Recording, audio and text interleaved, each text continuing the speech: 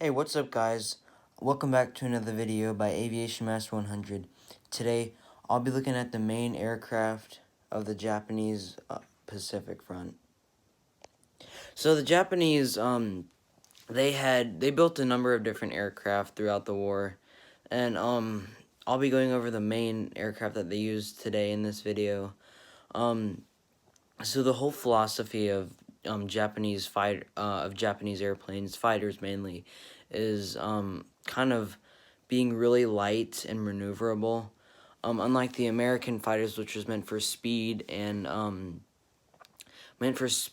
durability, because most notably U.S. airplanes had self-sealing fuel tanks.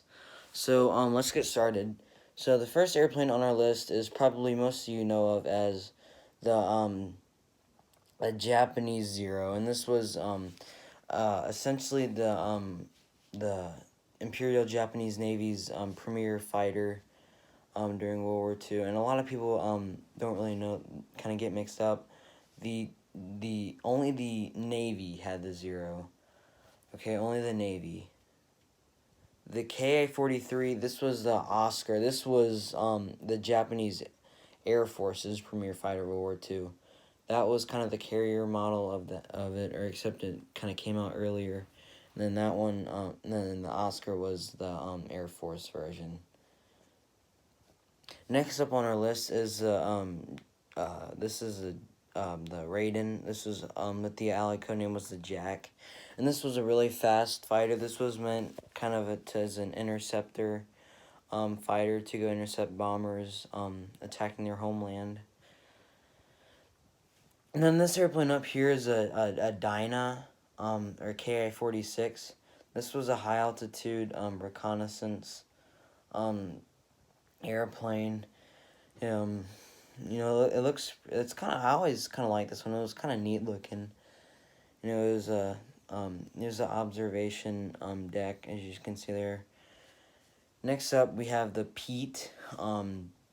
This could be hooked on battleships, and cruisers and everything, anything that could fit a biplane on. And this was a float plane. This was a scout, short range observation float plane of the Japanese Navy.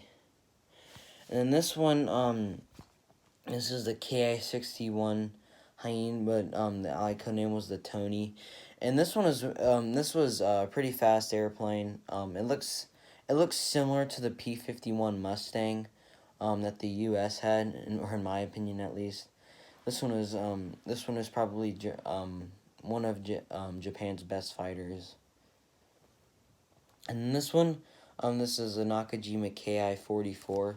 This was the Tojo. And this was another fighter used by the Japanese Air Force. Next up, we have the G4M2. This was the Betty bomber, and this was essentially Japan's premier bomber during World War II.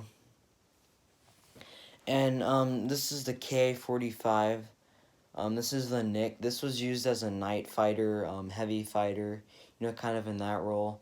It was also used to intercept bombers along with the Jack that I mentioned earlier. And then this one is a Ka-49 Helen, and this was another bomber that was used by the Imperial Japanese Air Force. And then this is another, and then this is a carrier-based Zero. The land-based one is painted green, and the carrier-based one is painted silver. I guess to kind of blend in with the water, I suppose. And then this one, this is a Kawasaki H8K2 Emily, was a code name. And then this was kind of a maritime, this was a patrol flying boat. It could also be fitted with bombs to hit shipping or anything like that. And then last one on our list is the K-67 Hiru. And this was another bomber. It was kind of a later war bomber. for the Japanese Air Force.